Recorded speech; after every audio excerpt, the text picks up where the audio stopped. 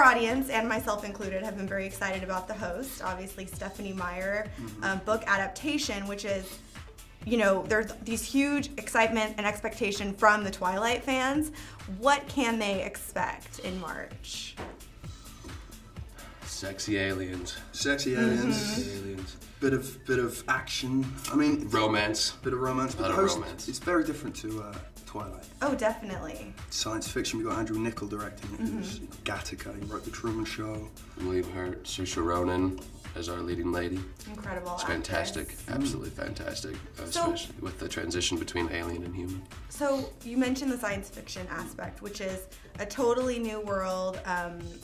Especially for these like book adaptations, I feel like there hasn't been one yet, so I'm really excited about it. But sort of walk us through briefly what the plot is actually all about, because this isn't even a love triangle. It's like a square or circle or some other. Box. Love box. Love box. It's a love box. A love box. Okay, break it down for us. I'm too jet lagged to do it, so Jake, there you go.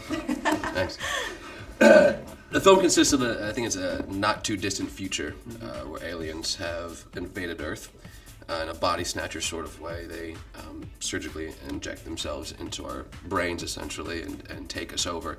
And they have done so successfully, except for a small pocket of a human resistance that lives in the mountains out in Arizona, I believe.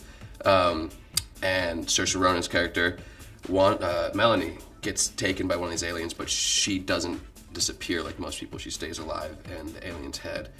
And she ends up coming back to this cave and finds us with our last human resistance, and we struggle to stay alive and keep love and accept her and find love for her.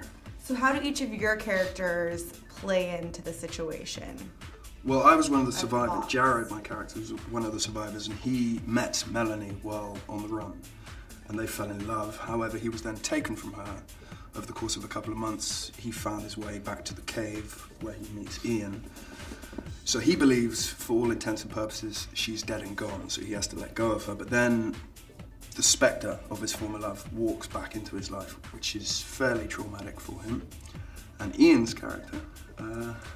is again one of the last surviving humans in this sort of community in this cave, and there's much distrust for this alien when she comes in, but me and along with Jeb, played by William Hurt, start to see the humanity in this alien, which is really surprising to us, and that's what I start to fall in love with, is this alien that I've just met physically.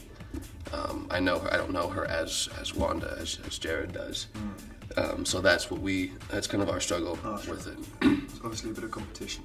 What was it like, though, shooting these scenes where, you know, there's one character or one person playing multiple characters? What was it like actually watching that happen? It was incredible, and I think it's a testament to Saoirse Ronan, who is, how old was she, 17 at the time? Yeah. And she knocked it out of the park. I mean, she's intimidatingly talented. And she did it effortlessly.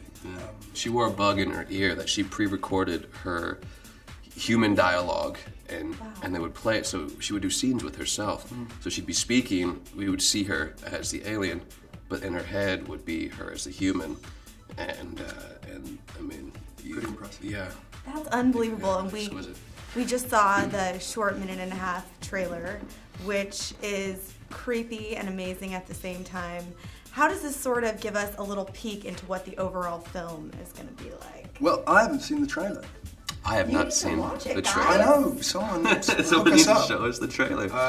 Because then we could give you a decent answer. But I'm sure... Knowing Andrew Niccol. No, I'm sure it's... Spectacular. Spectacular.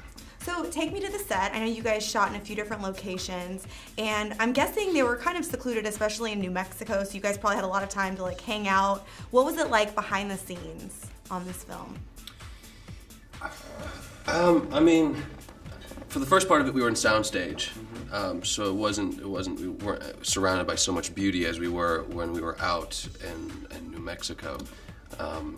But it was a great set and full of... got on very well. Yeah, there was a lot of young people. Which doesn't always happen, but there was a good sort of generational span between all of us, from Saoirse being the youngest to you, me, and Francis Fisher and William Hurt.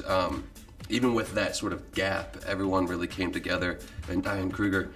I think we bonded early on because we had 2 weeks of rehearsal, and we really came together in that time. And which really, is important considering our characters were supposed to have lived in such Exactly. close proximity for so long. Right. created this life together, and so we all sat around and interrogated the script for the truth, as William said, and that I think that made all the difference. And how available was Stephanie Meyer? Was she on set with you guys every day, or did you most days. meet with her? Yeah, when she could be there, when beforehand? she could be in town, she was there. But the good thing about her is her willingness to be collaborative.